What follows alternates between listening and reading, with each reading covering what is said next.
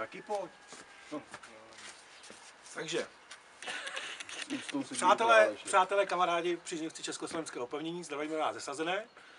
Víte, že tady přes 9 let funguje muzeum u Váhy, ale teď jsme tady, abychom se s vámi podělili o jednu fantastickou novinku. Právě dnes začíná rekonstrukce jednoho, nebo dá se říct, toho nejatypičtějšího z atypických pevnostního objektu v barokním Mlýně. Rád bych vás touto cestou požádal o jednu laskavost. Pokud máte touhu sem do barokního Mlýna přijet, odložte tu návštěvu až do chvíle, kdy ten objekt zpřístupníme pro veřejnost, protože to obtěžování vlastně bydlících obyvatel ve Mlýně by mohlo skončit tím, že bychom taky nemuseli nic otevřít a nic byste nemuseli vidět. Každopádně o té rekonstrukci vás budeme informovat, budeme se s vámi dělit o fotky, ať už na internetových stránkách nebo na Facebooku. Tak děkujeme za vaši podporu. To je vše.